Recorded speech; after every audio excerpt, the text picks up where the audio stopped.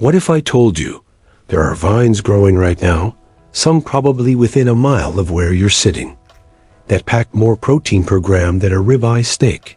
And they don't just grow, they come back every single year with zero replanting. I'm about to show you 10 of them, and by the end of this video, you're going to want at least one growing in your yard. Welcome to Growx Green. Let's dig in. Here's something that doesn't get talked about enough. As we get older, especially after 50, our bodies actually need more protein, not less. That's not opinion. That's science. Muscle mass naturally starts to decline in your 50s. And the easiest, most natural way to fight that: whole food protein. Real plant protein. But here's the thing. Most of us are still thinking about protein in terms of chicken breasts and protein powder. And that's a shame, because nature has already solved this problem beautifully. These 10 vines I'm going to show you, they're perennials. You plant them once. They come back on their own, year after year. They climb fences, walls, trellises, arbors. And every single one of them produces food so protein-dense, it rivals, and in some cases beats, beef, chicken, even eggs. Let's start with number 1. Number 1, and this one genuinely surprises people, is the winged bean. This tropical vine is sometimes called the one-species supermarket because almost every single part of it is edible. The dried seeds come in at about 37 grams of protein per 100 grams. That's more than most cuts of beef. And unlike beef, it grows back every year without you lifting a finger. If you're in zones 9 through 12, grow it as a perennial. Everywhere else, treat it as a warm season annual, but it'll still produce abundantly. The flavor? Mild, slightly nutty. The leaves taste like spinach. The pods are crisp. Even the flowers are edible. And they are gorgeous. Number 2 is the Scarlet Runner bean. And honestly, if I could only plant one vine on this entire list for pure joy, this might be it. It produces the most vivid fire engine red flowers you have ever seen on a climbing plant. Hummingbirds will mob it. Bees will love it. And you'll just stand there staring at it like it owes you money. Protein content runs about 23 grams per 100 grams of dried beans. Substantial, satisfying, and the beans themselves are beautiful. Large, speckled black and purple, almost like little works of art. In zones 7 through 11, the roots overwinter in the ground and come back stronger every spring. In cooler zones, dig and store the roots like dahlias, or just let it recede. Either way, it returns. Young pods are delicious eaten, just like green beans. Let them mature fully and dry them on the vine for your protein harvest. One plant can produce hundreds of beans per season. Number 3 is lablab bean, and I love including this one because it's both gorgeous and nutritious, which is a rare combination. The vine produces these stunning deep purple flowers followed by striking purple to green pods. It's an ornamental powerhouse. Your neighbors are going to ask you what that beautiful vine is, and then you get to tell them you're also eating it. Protein content is around 24 grams per 100 grams of dry beans. It's drought-tolerant, fast-growing, and it fixes nitrogen in the soil, meaning it actually improves the ground around it. Grow it on a fence, arbor, or mailbox post. It doesn't care. It will climb anything, and thank you for the opportunity. Number 4, and this one has a fascinating backstory, is velvet bean, also known as Mucuna pruriens. This vine is a protein powerhouse at around 23 to 27 grams per 100 grams. But here's what makes it extra special for our 50-plus viewers. Mucuna is one of the richest natural sources of L-dopa, a precursor to dopamine. Now, I always say, do your research and talk to your doctor about this one. But it's been used in traditional medicine for centuries. The beans need to be properly prepared before eating. Soaking and boiling remove the compounds that can be irritating. As a garden vine, it's magnificent. Fast-growing, nitrogen-fixing, and it produces the most extraordinary velvety seed pods, dark, almost black purple, covered in fine velvet hairs.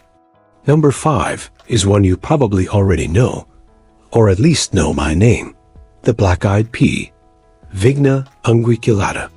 This is a Southern American staple with roots going back to West Africa.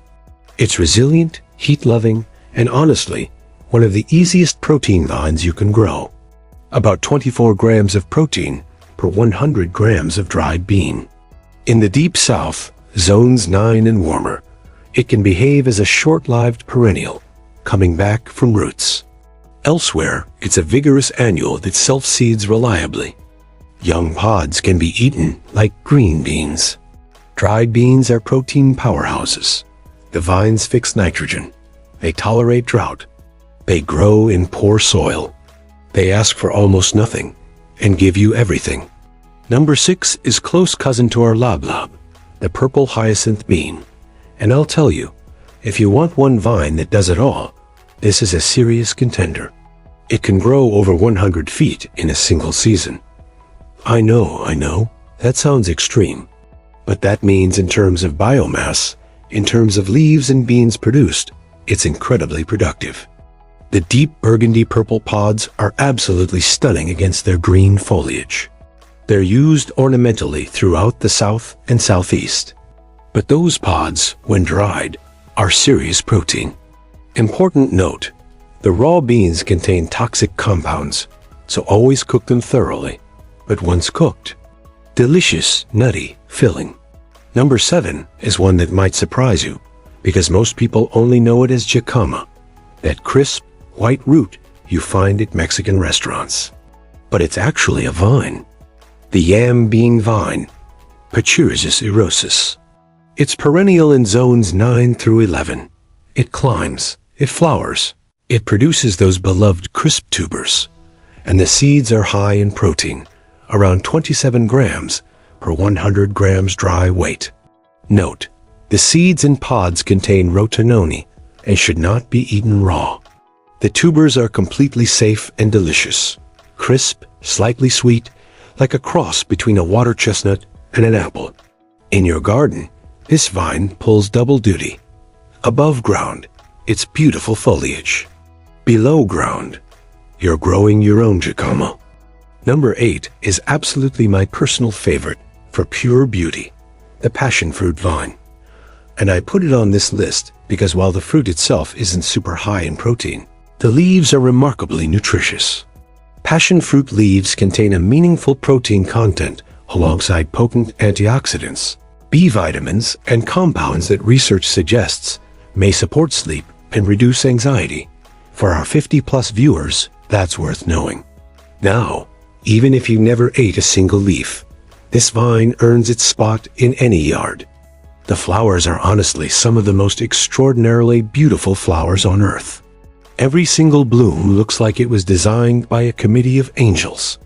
In zones 9 through 12, it's a vigorous perennial. In zones 7 and 8, it may die back in winter or return from roots. Plant it against a south-facing fence and just let it go. Number 9 is one that almost nobody knows about, and it might be the most historically significant vine on this entire list. It's called Hopness, or the groundnut vine, Apios americana.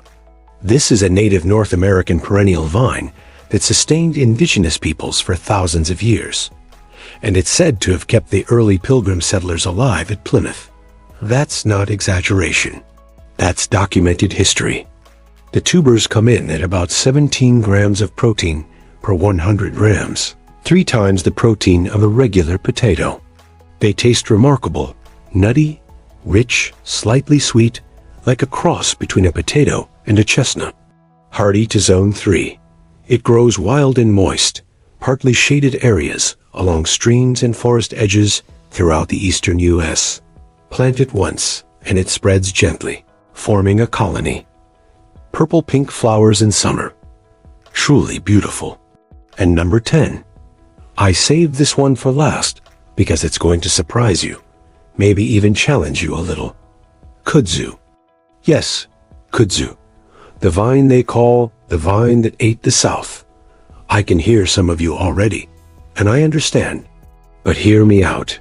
Kudzu is one of the most nutrient-dense plants in North America. The root starch, kudzu powder, is a staple of Japanese and Chinese cuisine for centuries. The young leaves are edible and high in protein. The flowers are beautiful and can be made into jelly. The root rivals many beans in nutritional density. Now, I am not suggesting you plant this vine freely. In the southeast, it's invasive and should be managed carefully. But if it's already growing near you, you're sitting on a gold mine. Harvest it, eat it, use it.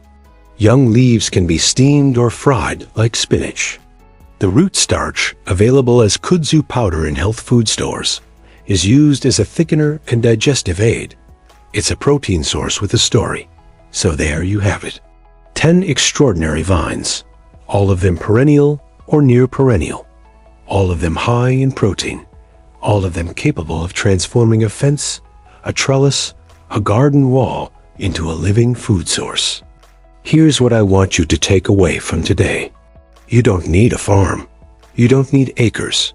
You need a fence, a trellis, a sunny wall, a patch of ground. Nature has given us these incredible plants.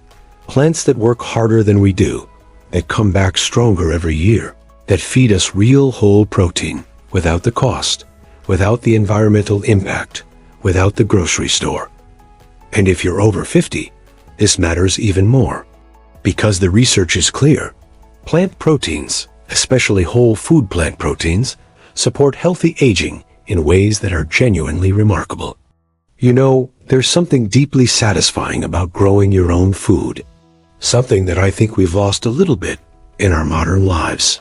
When you plant one of these vines, when you watch it climb, watch it flower, watch it produce, something happens. You feel connected to the earth, to your body, to something bigger than a grocery store. That's what Growx Green is about, helping you reconnect, helping you grow smarter, eat better, and feel the quiet joy of a living, producing garden. Plant one vine, just one. See what happens. Before you go, if this video gave you something today, whether it's a new vine to try, a new way to think about protein, or just a little inspiration, the most important thing you can do is hit subscribe. Every week on Growx Green, we're covering plants like these. Practical, science-backed, beautiful growing guides, designed specifically for people who want to eat well and live well. And if you already have a favorite protein vine in your garden, I genuinely want to know. Drop it in the comments. Tell me what you're growing. That's how this community works. I'll see you in the next one. Keep growing.